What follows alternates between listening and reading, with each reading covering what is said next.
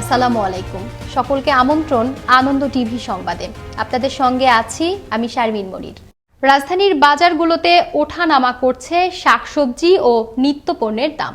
বাজারে 50 টাকার নিচে মিলছেই না কোনো ধরনের সবজি।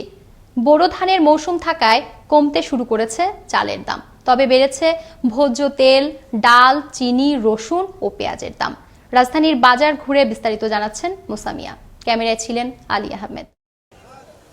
বাজারে সবজি আমদানি কম থাকায় ও রমজানের প্রভাবে বেড়েছে সকল প্রকার সবজির দাম। আলুর দাম কম থাকলেও বৃদ্ধি পেয়েছে পেঁয়াজ, রসুন ও আদার দাম। শসা 50 টাকা কেজি, বেগুন 60 টাকা কেজি, পেঁপে 40 টাকা কেজি, টমেটো 40, ভেন্ডি 40, করলা 50। দাম আগের মতো নেই, 60 টাকা। আগে 60 টাকা ছিল, 60 টাকা করে। এখন দাম তো কমতে নাই, কই দাম কমতে? সবাই বলে দাম কমতে দাম নাই কেন? হ্যাঁ, চড়া, অনেক চড়া। এই যে 90-80 টাকা এই যে আপনার নিলাম, কাঁকরোল নিলাম 60 টাকা দুন্দল, এটা চড়া না? অনেক চড়া না? দাম কম, বেচা কেনা নাই, এই জন্য বাজার কম, মোকামে দাম বেশি। আর মাল এনে প্রথম লস হইতেছে। দ্বিতীয় দফা লকডাউনে গরু ও খাসির মাংসের দাম স্বাভাবিক রয়েছে। কমেছে মুরগির দাম। ইলিশ ও অন্যান্য মাছের আমদানি কম থাকায় মাছের বাজার ঊর্ধ্বমুখী। মাছের দাম গেছে সপ্তাহে এই সপ্তাহে 10-20 টাকা কেজিতে বাড়তি। লকডাউনের বেলা গাড়ি আসে না, কেজিতে 20-30 টাকা বাড়তি। রুই মাছ গেছে সপ্তাহে ছিল আপনার 280 টাকা, এই সপ্তাহে হলো 300 টাকা। চিংড়ি মাছের দামও বেশি, কেজি প্রতি 20 টাকা বেশি। পাকিস্তানি সোনালি 230 টাকা কেজি, ব্রয়লার 120-130 টাকা কেজি, আর বাচ্চা 200 টাকা কেজি। বুড়ো মৌসুমের নতুন চাল বাজারে আসায় চালের দাম কমতে শুরু করেছে। এদিকে ঈদকে সামনে রেখে বাড়তে শুরু করেছে তেল, ডাল, চিনি ও মশলার দাম। নতুন মিনিকেট চলে 56-58, আর নতুন আড়াই চলে আপনার 45-46, পালি চাল চলে আপনার 44-45। মোটামুটি ভাবে আপনার আছে, বাজার মোটামুটি নিয়ন্ত্রণে আছে। মোটামুটি রমজান উপলক্ষে যেরকম বাড়া আসলে ওরকম বাড়ে নাই আছে। শুধু তেলের বাজারটা আর চিনি বাজারটা একটু আপনার বেশি অস্থির। এদিকে ভোক্তার অধিকার নিশ্চিত করতে বিশেষ সেবা সপ্তাহে নিত্য প্রয়োজনীয় পণ্যের দাম তদারকি করা হচ্ছে বলে জানালেন এই কর্মকর্তা। নিত্য প্রয়োজনীয় যে পণ্য সামগ্রী আছে সেটি যাতে ভোক্তারা সুলভ মূল্যে অর্থাৎ নির্ধারিত মূল্যে কিনতে পারে, এজন্য ভোক্তাদেরকে যেমন অনুরোধ জানাচ্ছি, ব্যবসায়ীদেরকেও আমরা সচেতন করার চেষ্টা করছি। কোনো ভেজাল, নকল এই ধরনের জিনিসপত্র যাতে ভোক্তাদের কাছে না দেয়, ব্যবসায়ীদের কাছে আমাদের এ ধরনের অনুরোধ এই সপ্তাহে আছে। জীবন বাঁচার তাগিদে মানুষের খাদ্যের প্রয়োজন। সেই খাদ্যে সঠিক পরিমাপ ও নির্ভেজালভাবেই সাধারণ মানুষের দোরগোড়ায় পৌঁছে দিতে সরকার কাজ করবে, এমনটাই প্রত্যাশা সকলের। মুসামিয়া, আনন্দ টিভি, ঢাকা। সংবাদে এ পর্যায়ে নিচ্ছি ছোট্ট একটি বিরতি। বিরতির পর থাকছে ইসরায়েলে ধর্মীয় উৎসবে পদদলিত হয়ে নিহত 44, আহত শতাধিক। এবং লা লিগার গ্রানাডার কাছে হেরে টেবিলের শীর্ষে ওঠার সুযোগ হারালো বার্সেলোনা।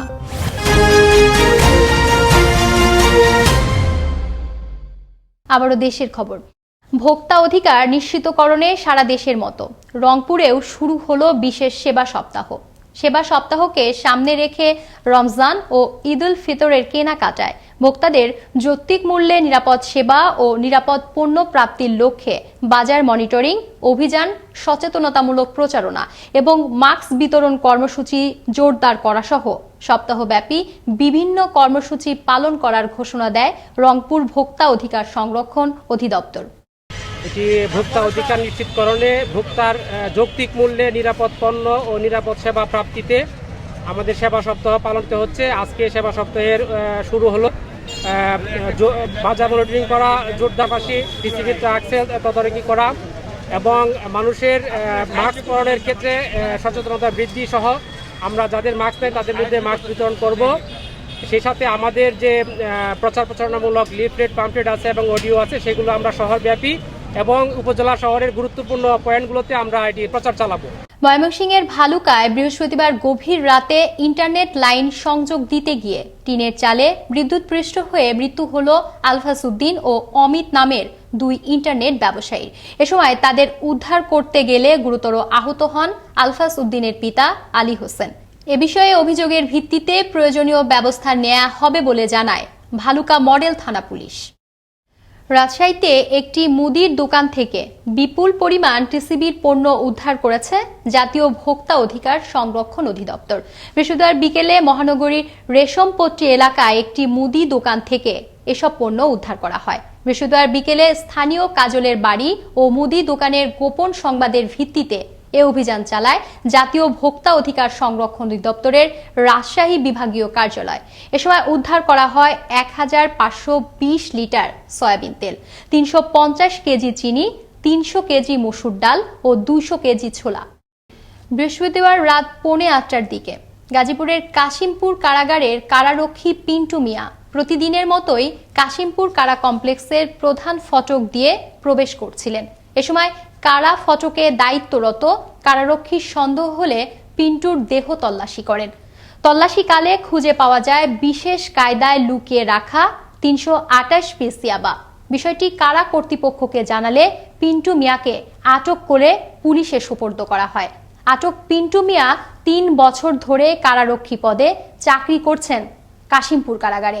এর আগেও গাঁজা সরবরাহের অভিযোগে একবার সাময়িক বরখাস্ত হয়েছিলেন পিন্টু মিয়া।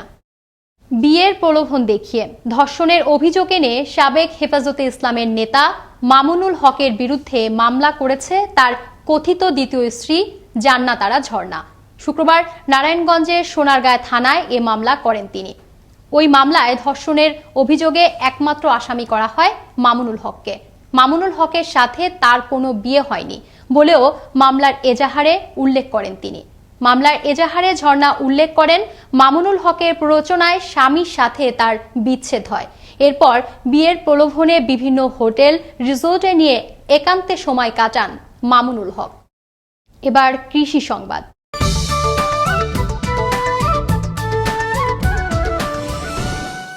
কৃষি অফিসে নজরদারি না থাকায় হঠাৎ করেই রংপুরের 8টি উপজেলায় নেক বা শীষ ব্লাস্ট রোগে নষ্ট হয়ে যাচ্ছে ধান ক্ষেত। এমন অভিযোগ কৃষকদের। ক্রমেই বৃদ্ধি পাচ্ছে এর সংক্রমণ। এক জমি থেকে আরেক জমির ধান খেতে ছড়াচ্ছে এই রোগ। ধান না পাওয়ার আশঙ্কায় দিনানিপাত করছেন কৃষকরা। রংপুর থেকে মাহফুজ আলম প্রিন্সের তথ্য ভিডিওচিত্রে আরো জানাচ্ছেন তুরকুল ইসলাম। কোনো প্রাকৃতিক দুর্যোগ না হলে হয়তো আর কয়েকদিন পরে গোলাভরা ধান দেখা যেত কৃষকের ঘরে ঘরে। ঠিক এ মুহূর্তে পায়রিকুল নামক ছত্রাক দ্বারা আক্রান্ত হয়ে যাচ্ছে আগাম জাতের B28 ধানে। শীষের গোড়া থেকে শুরু করে শাখা প্রশাখায় কালো দাগ হয়ে পচে যাচ্ছে গাছ, ভেঙে পড়ছে শীষ। দূর থেকে দেখলে মনে হয় যেন পাকা ধানের ক্ষেত, আর সংক্রমণ বেড়েই চলছে এক ক্ষেত থেকে অন্য ক্ষেতে। ফলে ক্ষেতে নেক ব্লাস্ট রোগের সংক্রমণ সব ধান চিটায় পরিণত করছে। কৃষকদের দাবি, কৃষি কর্মকর্তাদের দেয়া ওষুধে কোনো প্রতিকার পাচ্ছেন না তারা। আমার জমি প্রায় 2 একর, কিন্তু 2 একরের মধ্যে 1.5 একরে শেষ। আর একটা আছে, ওটাও বোধহয় মাঝে মাঝে ধরছে, এখন ওটাও হয় কিনা সন্দেহ। এই জমির পেছনে আমার বাড়িতে যেটা গরু ছাগল ছিল হয়তো বিক্রি করিয়ে বিএস আসে, দেখে এ ওষুধ লিখে দেয়, সে ওষুধ লিখে দেয়, ওষুধ আনি দেই ঠিক, কিন্তু প্রতিকার হয় না। তবে নেক ব্লাস্ট নামক এ রোগে ধানের জমিতে কীটনাশক ছিটানোর পরামর্শ দিচ্ছেন মাঠ পর্যায়ের কৃষি কর্মকর্তারা। চলতি বোরো মৌসুমে রংপুরের 8 উপজেলায় এবার ধানের বাম্পার ফলন হয়েছে। কৃষি সম্প্রসারণ অধিদপ্তর বলছে, রংপুরে 10,875 হেক্টর জমিতে বিভিন্ন জাতের ধান চাষ হয়েছে। তরিকুল ইসলাম, আনন্দ টিভি, ন্যাশনাল ডেস্ক। এবার আবহাওয়া সংবাদ।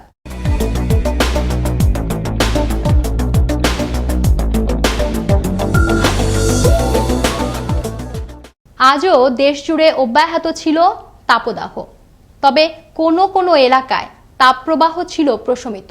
শুক্রবার সকালে এসব তথ্য জানায় আবহাওয়া অধিদপ্তর। আগামী 24 ঘন্টায় আবহাওয়ার পূর্বাভাসে বলা হয়, কুষ্টিয়া ও যশোর অঞ্চল সহ রংপুর, রাজশাহী, ময়মনসিংহ, ঢাকা, চট্টগ্রাম ও সিলেট বিভাগের 2-1 জায়গায় অস্থায়ীভাবে দমকা বা ঝড়ো হাওয়া সহ বৃষ্টি অথবা বজ্র বৃষ্টি হতে পারে। দেশের অন্যান্য এলাকায় অস্থায়ীভাবে আংশিক মেঘলা আকাশ সহ আবহাওয়া প্রধানত শুষ্ক থাকার সম্ভাবনা রয়েছে। এই ছিল এখনকার মতো। আনন্দ টিভি সর্বশেষ সংবাদ দেখুন প্রতিদিন বিকেল 5:30 এবং রাত 9:30 আনন্দ টিভির সঙ্গে থাকার জন্য সকলকে ধন্যবাদ।